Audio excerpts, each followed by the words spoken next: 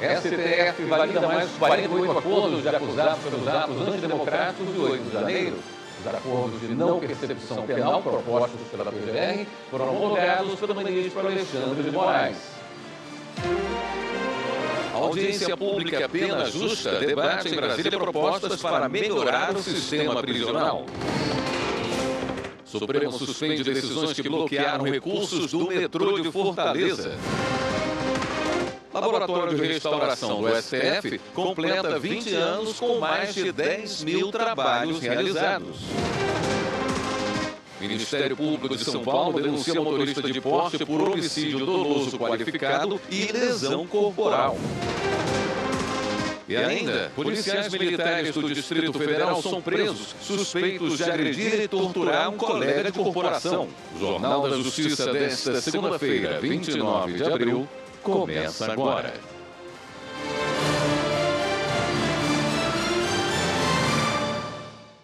Autoridades e representantes de associações de defesa dos direitos humanos e instituições relacionadas aos direitos de presos debatem em Brasília, entre hoje e amanhã, possíveis mudanças para aperfeiçoar o sistema prisional. A audiência pública Pena Justa é realizada pelo Conselho Nacional de Justiça em parceria com o Ministério da Justiça e Segurança Pública. Quem acompanhou a abertura foi a repórter Carolina Chaves. O encontro foi organizado para que o governo possa receber contribuições na elaboração do Plano Nacional para o enfrentamento ao estado de coisas inconstitucional nas prisões brasileiras.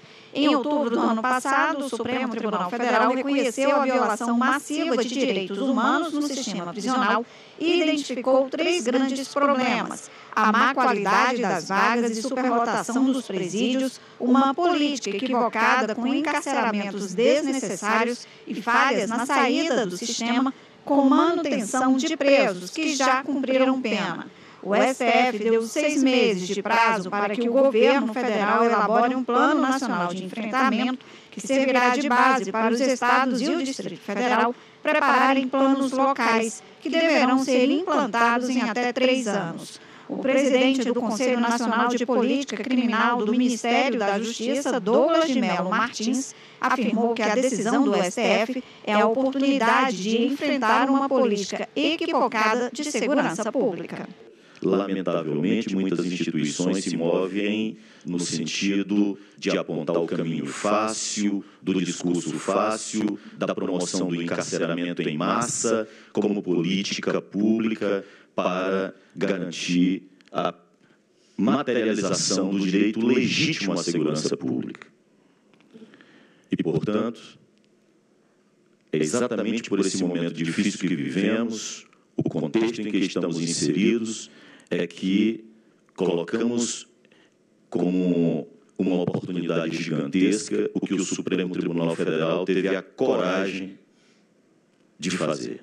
O coordenador do Departamento de Monitoramento e Fiscalização do Sistema Carcerário do CNJ, conselheiro José Edivaldo Rotondano, destacou a importância de unir esforços das instituições para enfrentar o problema. Chegou o momento de nós gritarmos e dizer não a essa violação massiva desses direitos dessas pessoas privadas de liberdade. Eu acho que o Estado, sim, pode até limitar a liberdade, mas violar todos os demais direitos dessas pessoas, a alimentação, a higiene, a educação, trabalho, eu acho que nós precisamos nos unir em torno dessa, de acabar com esse momento ruim que nós estamos vivenciando. Mais de 500 pessoas e instituições se inscreveram para participar da audiência. Durante 2 dias, cada um terá 10 minutos para apresentar suas avaliações e propostas para o plano. O secretário nacional de Políticas Penais disse que o encontro é a oportunidade de ouvir quem está diretamente envolvido na questão carcerária do país e recolher contribuições valiosas. O sistema prisional e segurança pública não é lugar para achismo e nem para estrelismo. Aqui nós temos a oportunidade, como nós estávamos comentando antes, de dar voz a quem eventualmente não tem voz. Eventualmente não tem o acesso direto ou tem dificuldade desse acesso direto. Então, é uma oportunidade, pelo nome, como o próprio termo sugere, para público, para que essas pessoas possam mencionar e colocar as suas a sua colaboração.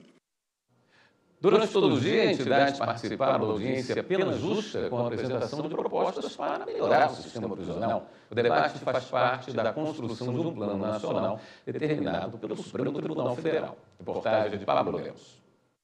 Na parte da tarde, mais 15 instituições tiveram a oportunidade de contribuir para a implementação do plano nas prisões brasileiras. Mônica Cruz, coordenadora do programa Violência Institucional e Segurança Pública da Organização Justiça Global, destacou a violência presente nos presídios e enumerou penas brandas que poderiam ser aplicadas aos detentos. São anos e anos de resoluções que indicam ao Estado brasileiro caminhos para enfrentar as terríveis condições em que são deixadas as pessoas privadas de liberdade, que incluem, além de inovações como ponto em dobro, o reforço da valorização de decisões importantes no direito interno, como estabelecido pela súmula 56. Para a coordenadora da Pastoral Carcerária Nacional, irmã Petra Silva Faller, é fundamental que sejam tomadas medidas urgentes para o desencarceramento de pessoas. Nesse momento que estamos falando, homens e mulheres, jovens, sofrem torturas e maus tratos em todas as dimensões das suas vidas. No primeiro eixo, a superlotação carcerária é um problema crônico das prisões brasileiras, pois prende-se uma população específica, pessoas negras, pobres e periféricas. Dentre os principais fatores do atual quadro de superlotação, temos o encarceramento massivo de presos provisórios e presas provisórias. O aumento de pessoas encarceradas intensifica os problemas estruturais, como a precariedade da alimentação, saneamento básico, assistência material e jurídica e o acesso à saúde, entre outros. Luciano França de Azevedo, do Instituto Educação para Afrodescendentes e Carentes, o Educafro, ressaltou a importância de investimento em educação e leitura nos ambientes prisionais. Entendemos a importância de se trabalhar nesses espaços, ainda de forma muito precária, que a gente observa, a questão da educação e da leitura, com espaços profissionais, ambiente adequado, para que aqueles e aquelas que veem na educação uma porta de aprendizado para sair e se ressocializar, se reinserir na sociedade, como um espaço, uma oportunidade, para que consigam alcançar os seus objetivos. Que bom chegarmos ao momento de encerramento desse primeiro dia com esse sentimento de que nós vamos, pelo menos construindo, sob uma perspectiva concreta e não teórica, sobre uma base realizável e não conceitual, propostas que mudem essa realidade e que realmente façam desse Brasil um país melhor. A audiência pública termina nesta terça-feira com mais 26 participantes previstos. Além disso, está aberta a consulta pública do Plano Pena Justa até 5 de maio. Os participantes devem indicar as ações prioritárias para o enfrentamento de cada um dos 11 problemas apresentados nos 4 eixos temáticos do plano. Qualquer pessoa pode participar, além de entidades da sociedade civil e instituições que se interessem pela questão penal. Um pedido de vista interrompeu a análise de ação no plenário virtual do Supremo, em que a Procuradoria-Geral da República questiona pontos da lei de desoneração da folha de pagamentos. Na última quinta-feira, uma decisão do ministro Cristiano Zanin suspendeu pontos da norma para preservar as contas públicas e a sustentabilidade orçamentária. Reportagem de Amanda Mustafa. O julgamento no plenário virtual deveria terminar no próximo dia 6 de maio, mas agora, com o pedido de vista, o ministro Luiz Fux tem 90 dias para avaliar a decisão liminar do ministro Cristiano Zanin sobre a suspensão de pontos da lei que prorrogou a desoneração da folha de pagamento de municípios e de diversos setores produtivos até 2027. Na avaliação de Zanin, relator da ação, a norma não observou o que dispõe a Constituição sobre o impacto orçamentário e financeiro. Segundo ele, a manutenção da norma pode gerar desajuste significativo nas contas públicas e um esvaziamento do regime fiscal. A liminar foi submetida ao colegiado em sessão do plenário virtual do Supremo na última quinta-feira. 5 ministros acompanharam o voto do relator. A ação da Advocacia Geral da União questiona a lei aprovada pelo Congresso Nacional que prorrogou a desoneração da folha de pagamento de 17 setores da economia e reduz os encargos trabalhistas das empresas.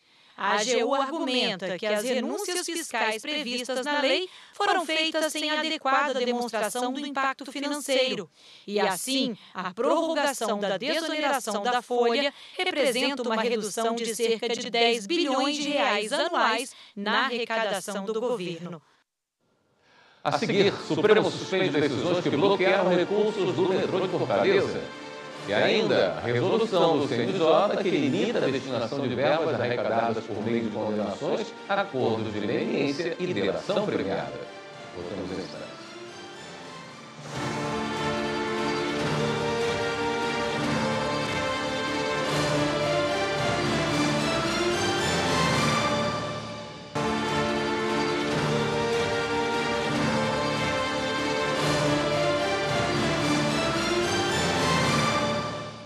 O Supremo Tribunal Federal suspendeu decisões que bloquearam valores das contas do metrô de Fortaleza para pagamento de dívidas reconhecidas pela Justiça.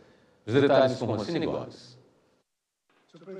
A decisão liminar do ministro Luiz Fux foi concedida na arguição de descumprimento de preceito fundamental 1145, apresentada pelo governo do Ceará contra decisões da Justiça Estadual e do Trabalho. Em análise preliminar do caso, o ministro entendeu que a companhia cearense cumpre os requisitos para que a execução de suas dívidas ocorra pelo regime de precatórios, já que o entendimento do STF é de que se submetam a essa forma de pagamento as empresas estatais prestadoras de serviços públicos essenciais e de natureza não concorrencial. Fux frisou que existe urgência para a concessão da liminar, pois o bloqueio indevido desses recursos pode comprometer a prestação do serviço.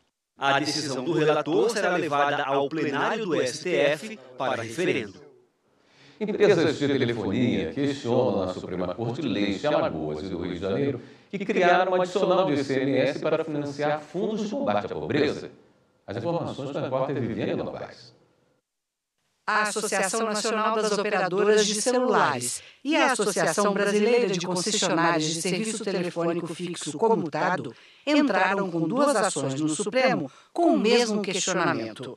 A cobrança de um adicional de 2% de ICMS do setor de telecomunicações em Alagoas e no Rio de Janeiro.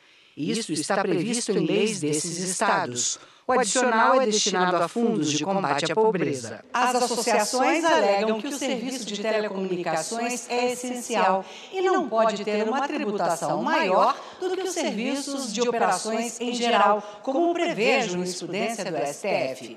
Elas afirmam também que a Constituição Federal limita a incidência do imposto apenas a bens e serviços supérfluos. O Partido Solidariedade também questiona no STF a lei do Maranhão, que subiu a alíquota de ICMS de 20% para 22%. O partido alega que a lei foi aprovada e sancionada no mesmo dia e que o aumento do imposto viola o princípio da seletividade porque não faz distinção de bens e serviços essenciais.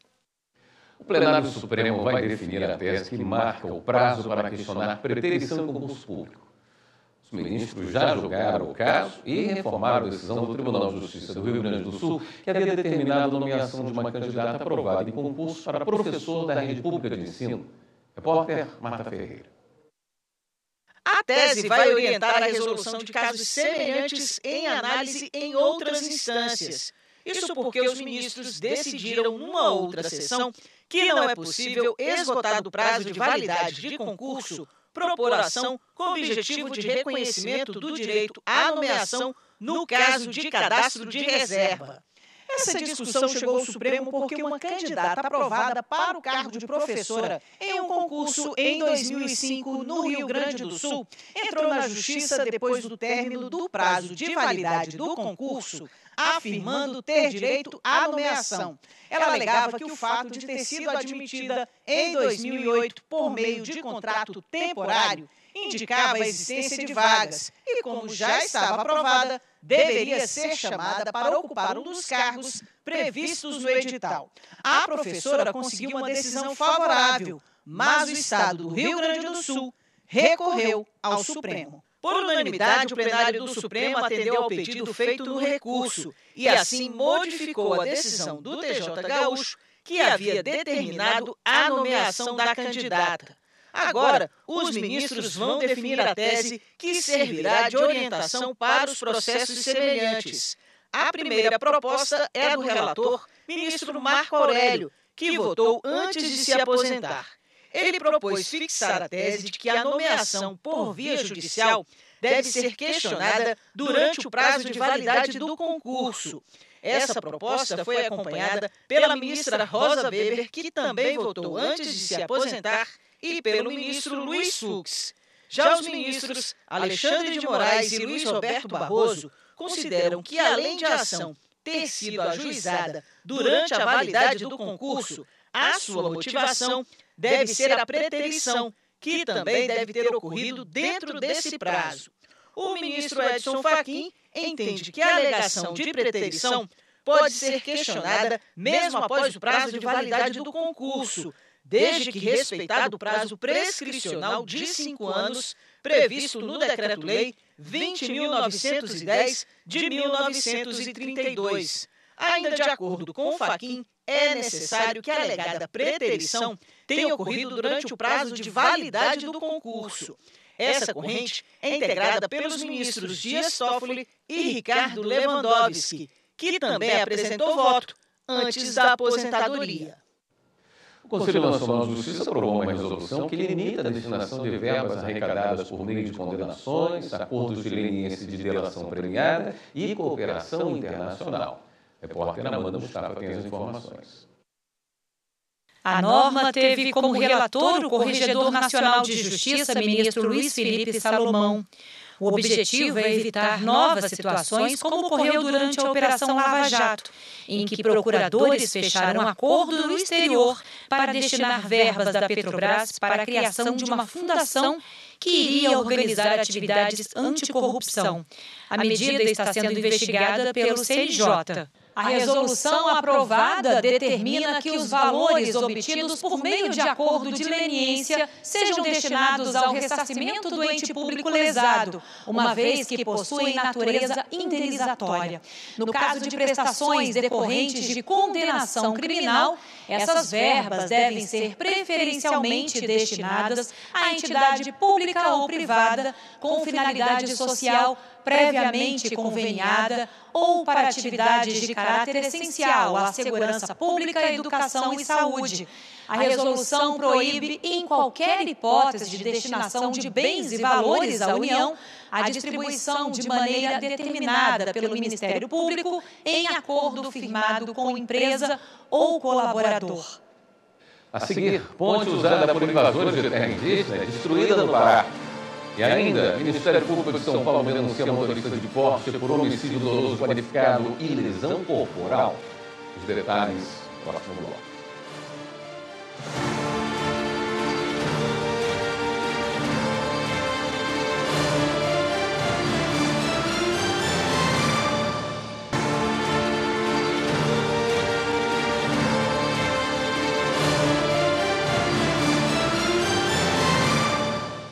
Policiais militares são presos suspeitos de agredir e torturar colega de corporação. Ponte usada por invasores de terra indígena destruída no Pará. Justiça proíbe cover de Cazuza de fazer show no Brasil e na internet. E depois de condenado por estupro pela Justiça Espanhola, o Ministério Público recomenda a retirada da estátua de Daniel Alves em Juazeiro, na Bahia. Vamos ver os destaques de hoje.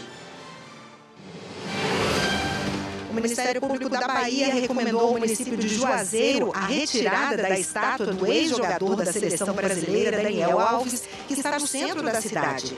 A estátua tem sido alvo de polêmica desde a prisão dele na Espanha por estupro em setembro de 2023.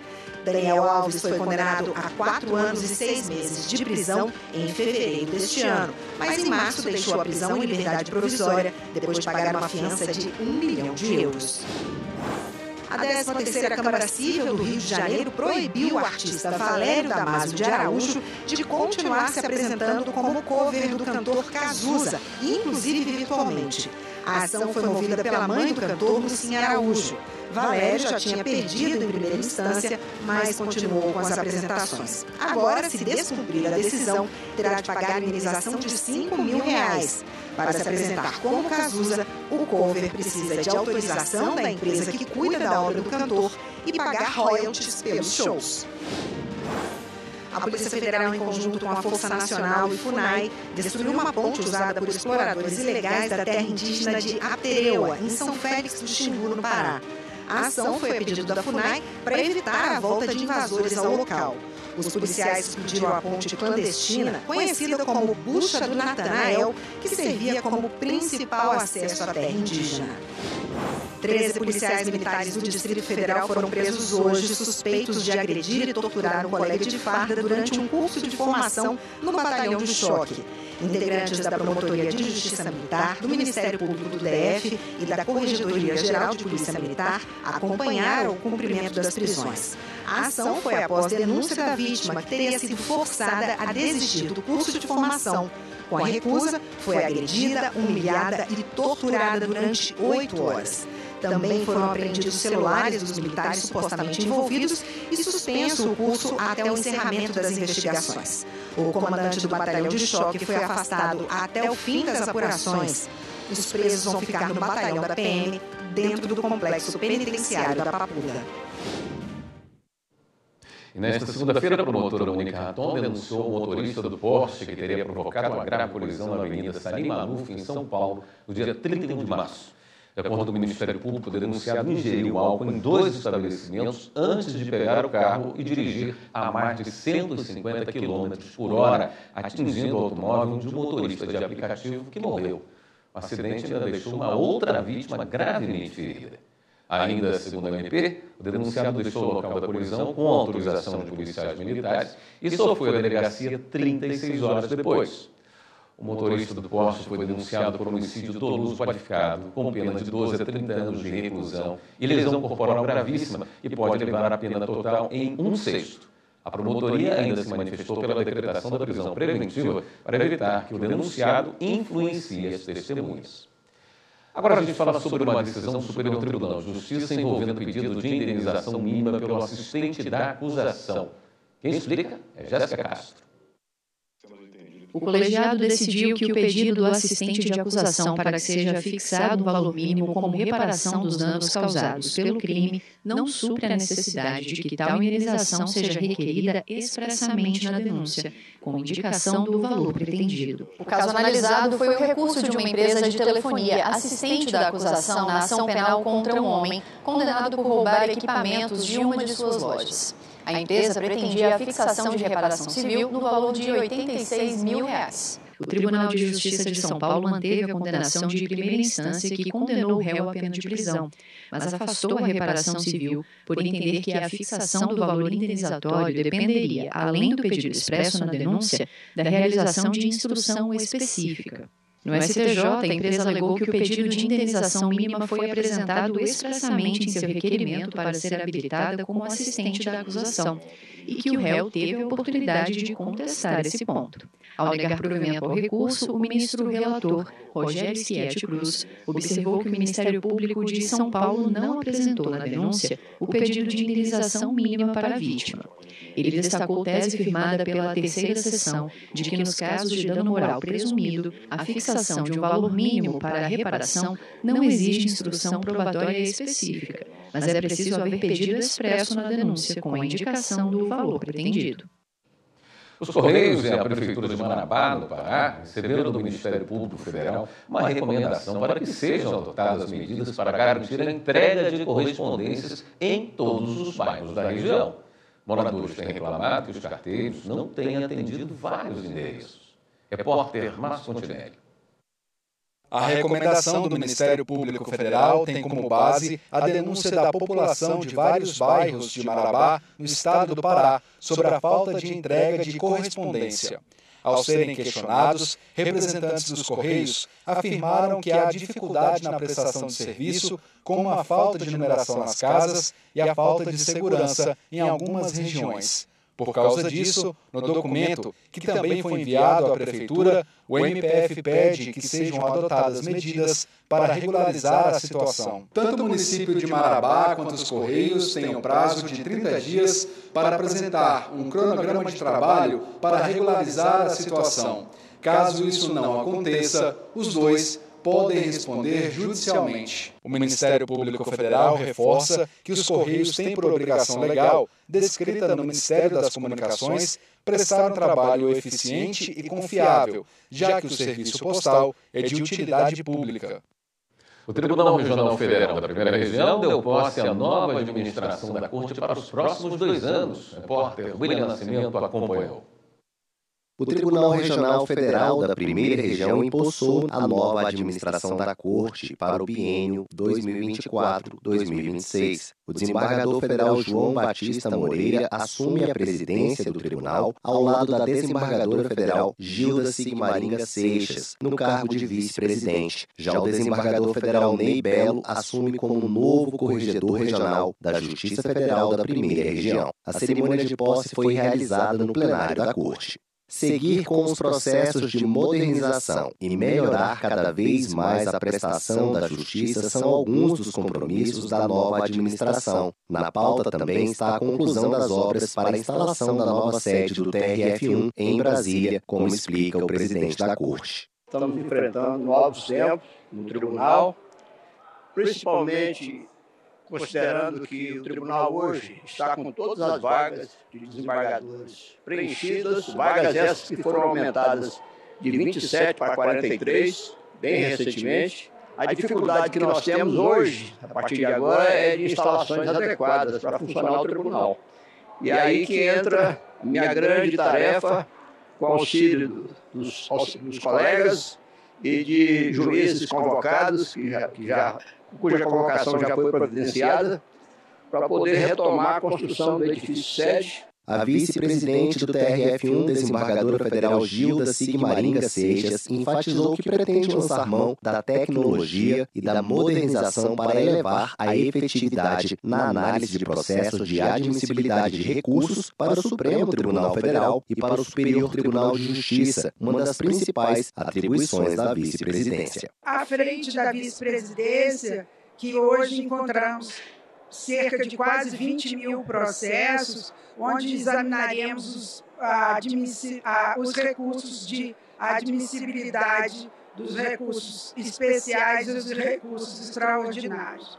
Portanto, é muito desafiador, mas nós estamos aqui para trabalhar, fazer cumprir as metas do Conselho Nacional de Justiça, trabalhando sempre com modernidade, com inteligência artificial, para que a gente possa contribuir com a efetividade da justiça. Para o novo corregedor da Justiça Federal na Primeira Região, desembargador federal Ney Belo, a meta é buscar a unidade entre o tribunal e suas 13 seções judiciárias, presentes em 3 regiões do país, Norte, Nordeste e Centro-Oeste. O grande desafio da Corregedoria é aproximar o tribunal das seções judiciais.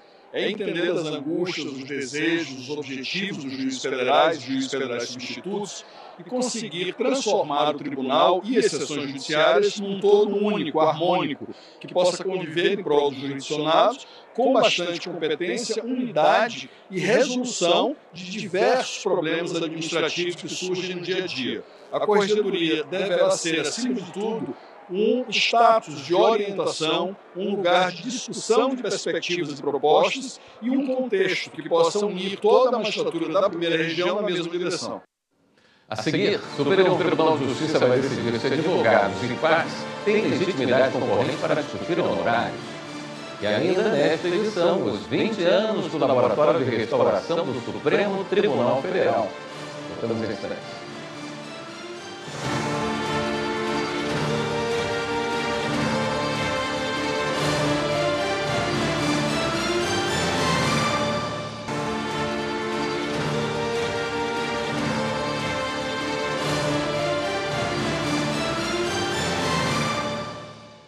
A segunda turma do Tribunal Superior do Trabalho manteve a validade de uma norma coletiva sobre desconto de banco de horas negativo.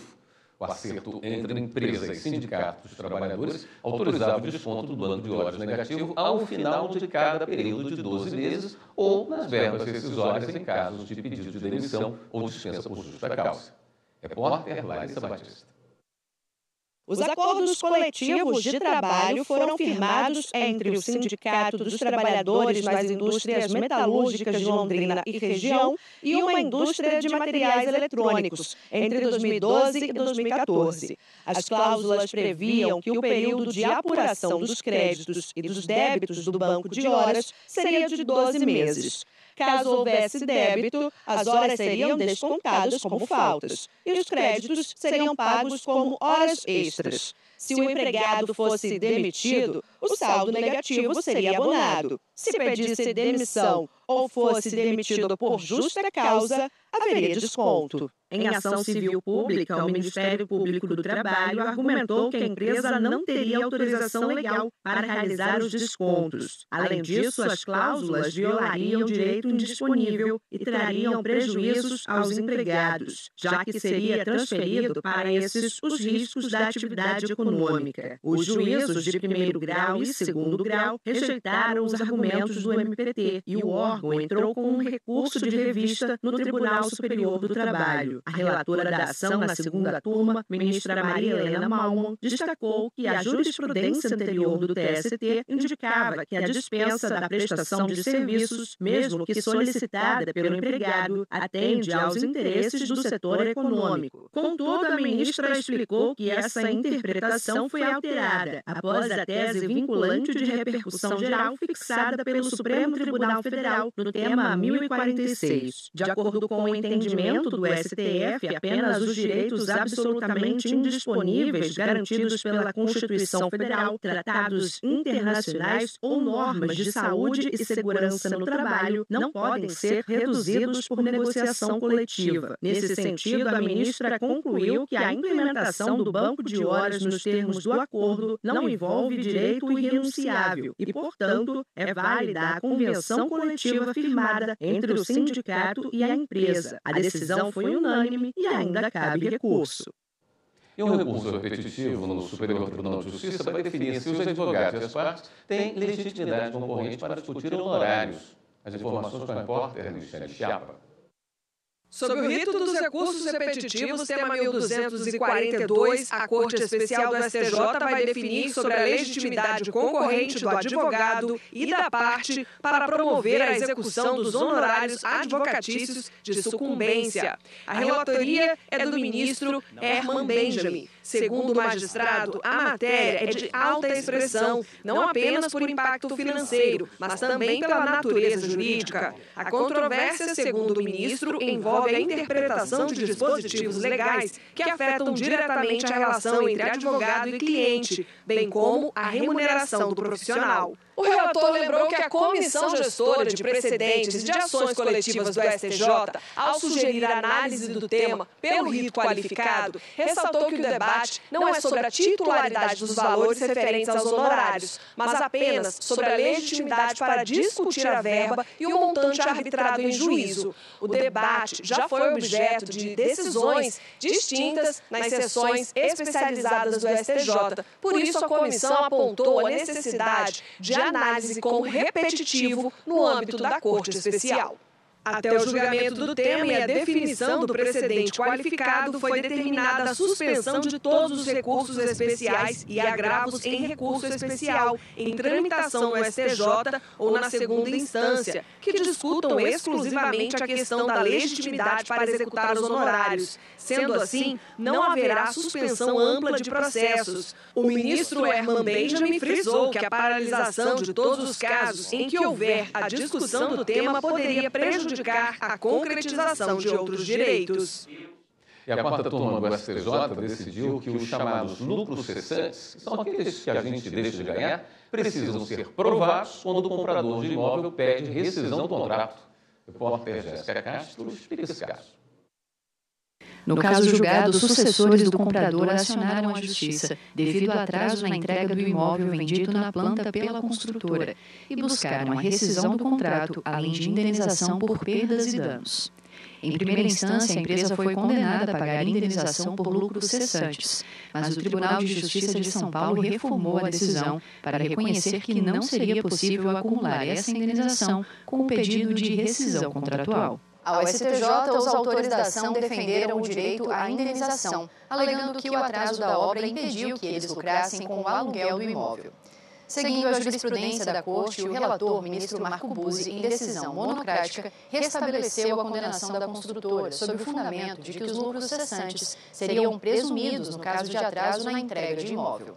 Mas no julgamento feito pela quarta turma, prevaleceu o voto da ministra Isabel Galotti, no sentido de que é necessário distinguir o caso sob análise e a jurisprudência da Corte, que admite a presunção de lucros cessantes em razão do descumprimento do prazo para entrega de imóvel, nos casos em que o comprador deseja manter o vínculo contratual, circunstância em que ele não precisa provar os lucros cessantes, pois estes são presumidos.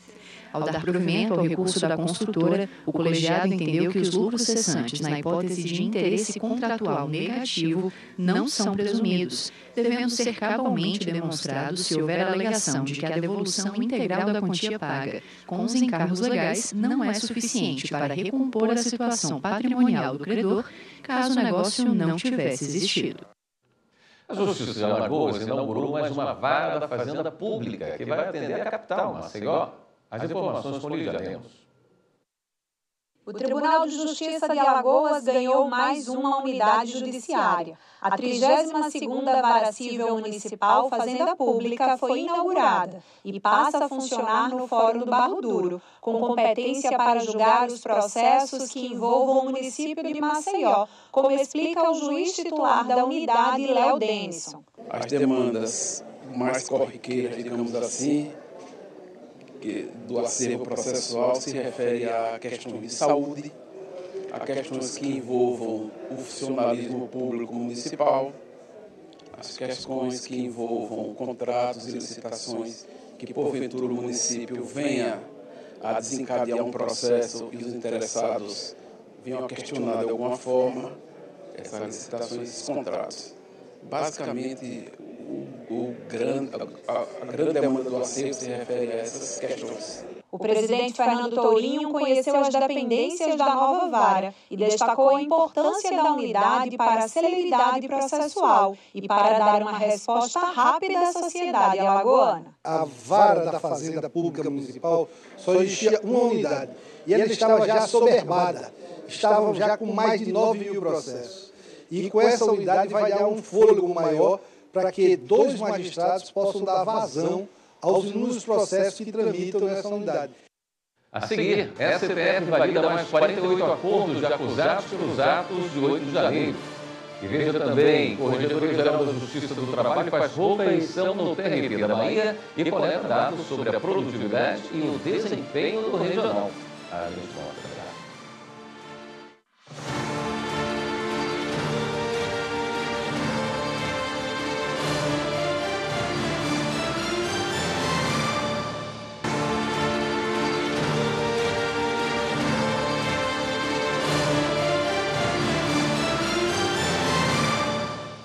O ministro Alexandre de Moraes validou agora em abril mais 48 acordos firmados entre a Procuradoria-Geral da República e pessoas que respondem a ações penais pelos atos antidemocráticos de 8 de janeiro.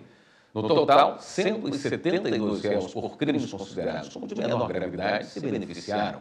Só foram celebrados acordos com pessoas que estavam em frente aos quartéis e contra as quais não há provas de participação nas invasões aos prédios públicos. O acordo de não persecução penal é um ajuste celebrado entre o Ministério Público e a pessoa investigada. Para isso, ela deve confessar a prática dos crimes e cumprir determinadas condições legais, evitando a continuidade do processo. O acordo tem de ser validado por um juiz e, se for integralmente cumprido, é decretado o fim da possibilidade de punição. E um serviço que foi fundamental na restauração de mobiliários e esculturas destruídas nos ataques de 8 de janeiro de 2023 foi aquele feito pelo Laboratório de Restauração do Supremo Tribunal Federal. O laboratório chega aos 20 anos com mais de 10 mil trabalhos realizados, como mostra a repórter Amanda Mustafa.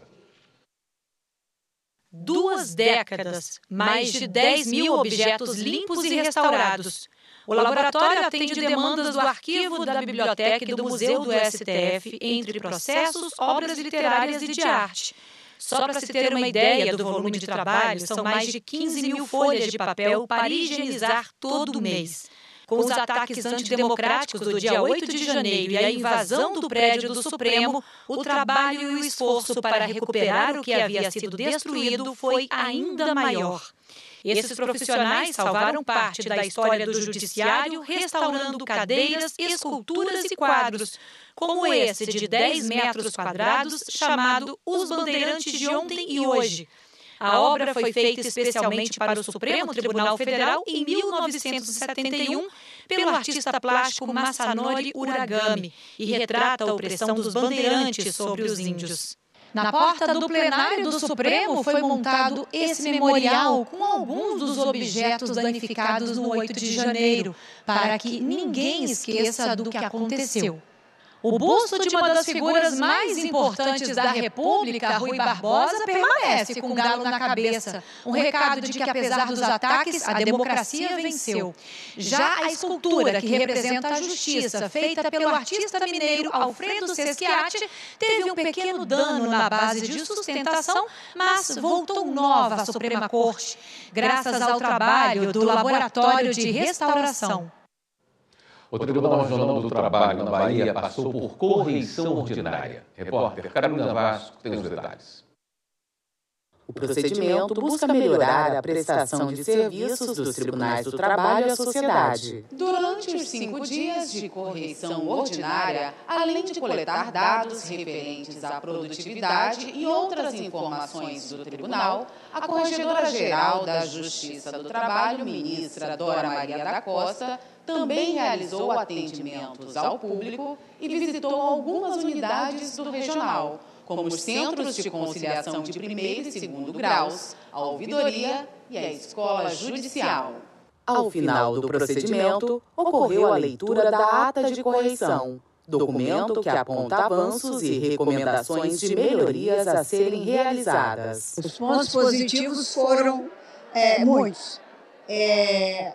Pós-pandemia, é difícil retomar a administração do tribunal. E as duas antecessoras, que é a corregedora e a presidente, realmente fizeram um trabalho muito bom para trazer os juízes de volta para a presencial e para que os juízes produzissem o que estava tudo parado. Então, o tribunal deu um salto de qualidade. O TRT5 recebeu e julgou mais processos que outros tribunais de médio porte, e o estoque caiu 19% desde a última correição, em agosto de 2022. Mas o tempo médio de tramitação ainda precisa melhorar. Na execução, o tribunal tem produtividade superior a 100%, com crescimento no número de execuções concluídas em relação a 2022. Mas ainda tem grande acervo, o 6º maior nacionalmente. É necessário diminuir este passivo e o prazo para execução. Nos centros de conciliação, houve incremento nos números de processos colocados em pauta e de audiências realizadas, mas a média de conciliações obtidas deve ser alvo de atenção. Vamos nos apropriar de tudo que foi dito, dos avanços, para continuarmos a avançar ainda mais dos problemas que temos para enfrentá-los, olharmos de frente e encontrar as soluções possíveis no cenário em que os recursos são cada vez mais escassos, sobretudo os recursos financeiros e os recursos humanos. A corregedoria, ela não é só para punir. Na minha visão, é para apurar, orientar e recomendar. Então, assim, isso é feito de uma maneira que não agride os administradores, nem anteriores nem posteriores, porque eles sabem que nós estamos exercendo a função em auxílio às próximas e futuras administrações. E o Judiciário de Mato Grosso fez a distribuição de 400 mudas de plantas nativas de frutíferas em um shopping de Cuiabá, uma iniciativa de conscientização da importância da preservação ambiental. o Judiciário de Mato Grosso, por meio do programa Verde Novo, realizou a distribuição de 400 mudas de plantas frutíferas e nativas no Pantanal Shopping. A parceria pretende chamar a atenção da população para a preservação do globo terrestre, levar a conscientização ambiental às pessoas e melhorar a arborização da cidade. Essa parceria não é de hoje, temos mais de 5 anos de parceria, já tivemos várias ações em parceria com eles. Essa é mais uma. Na sala de sustentabilidade do shopping foram distribuídas 300 mudas aos clientes que passavam pelo local. Passeando com a família, Yasmin garantiu mudas das frutas preferidas dela, a cerola e a mora. Com apenas 11 anos, sabe da importância de cuidar do planeta. É por causa que tem um aquecimento global e ele prejudica muito o nosso mundo. Então a gente deve plantar para não prejudicar, para a gente conseguir viver bem mais melhor. Outras 100 mudas foram distribuídas aos alunos e colaboradores da Fórmula Academia. Incentivar nossos alunos a uma cultura da preservação ambiental através do replantio. A Organização Mundial de Saúde informa também, indica a arborização urbana para melhorar a saúde física e emocional. Então, a gente sabe que quanto mais árvores plantadas, mais benefícios nós vamos ter para a população, para a comunidade, para o meio ambiente, para o planeta Terra. Com aproximadamente 5 bilhões de anos e 8 bilhões de habitantes, o planeta Terra é considerado nossa casa. Por isso, devemos cuidar e preservar os recursos naturais que não são infinitos e devem ser utilizados de forma sustentável. A gente sabe da importância aí do aquecimento global, as catástrofes que estão acontecendo aí mundialmente, né? Então, a gente se preocupa sim com o meio ambiente e a gente tem cada vez mais desejo de cuidar, implementar mais ações, mais parcerias como essa que a gente teve. O Jornal da Justiça fica por aqui. Na sequência tem um programa Artigo 5º que vai falar sobre síndrome de Down. A Justiça fique com a voz do Brasil. Bom início de semana para você. Até amanhã.